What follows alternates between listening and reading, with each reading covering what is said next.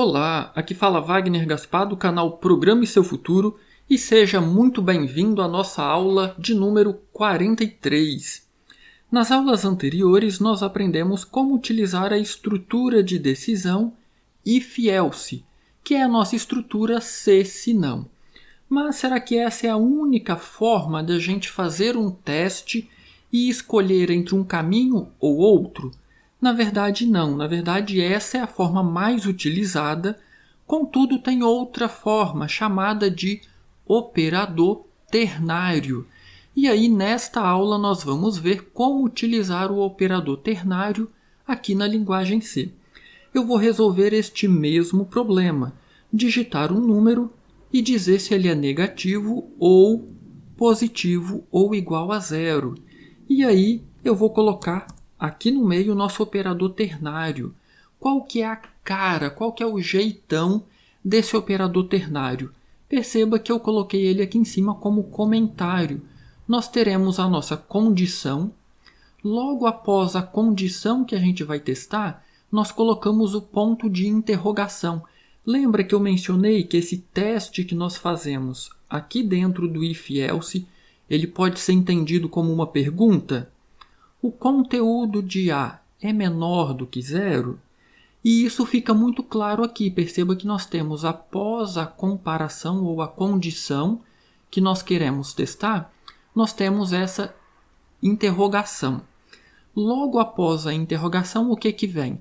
A instrução que eu quero que seja executado quando esta condição for verdadeira. Aí nós temos dois pontos e após os dois pontos nós temos a instrução que eu quero que seja executado quando esta condição for falso. Então, como que eu reescrevo este if-else utilizando este operador ternário? Bom, basta nós seguirmos esta lógica aqui. A condição. Qual é a condição que eu quero testar? O valor da variável A é menor que zero? E aí eu tenho aqui a interrogação fazendo a pergunta, né? O valor de A é menor que zero? Após a interrogação, eu vou colocar então o que eu quero que seja executado quando este teste for verdadeiro. Vamos olhar aqui para o nosso if. Quando esse teste for verdadeiro, o que a gente está fazendo? Nós estamos executando esse printf aqui. Imprimir na tela valor negativo. Então, é isso que eu quero que seja executado se a nossa condição for verdadeira. Então, eu vou colar esse nosso printf aqui. Só que ele não vai terminar com ponto e vírgula. Eu vou colocar agora os dois pontos.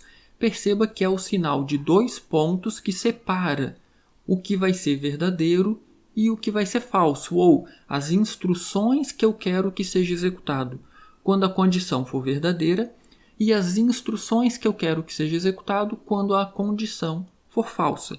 Então, quando essa condição for verdadeira, eu quero que seja executado este printf aqui. Quando essa condição for falsa, ele vai saltar essa instrução e vai procurar pelos dois pontos. E aí ele vai executar o que estiver após os dois pontos. O que eu quero que seja executado após os dois pontos? Não vai ser a situação falso? Então, quando é falso aqui no nosso if-else, o que é executado? O que está aqui no else, esse printf aqui. Então, eu vou copiar este printf e vou colocar este printf aqui após os dois pontos. Então, perceba, recapitulando, nós temos a nossa condição que está sendo testada. Se esse teste for verdadeiro, nós faremos este primeiro printf aqui, que termina nos dois pontos. Contudo, se esse teste for falso, nós faremos este printf aqui, que está após os dois pontos. Então, por isso que este operador ele é chamado de operador ternário. Nós temos três partes.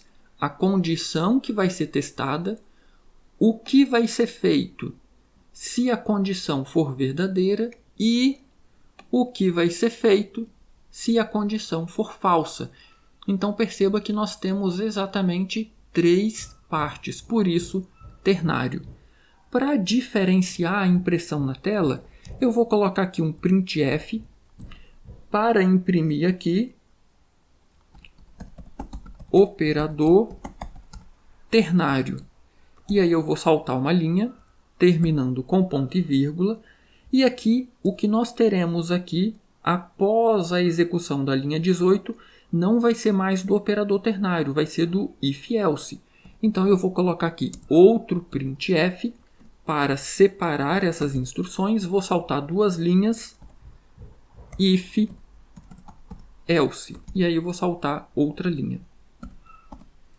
Agora eu vou então compilar o meu programa. Vou arrastar aqui o nosso terminal aqui para o lado.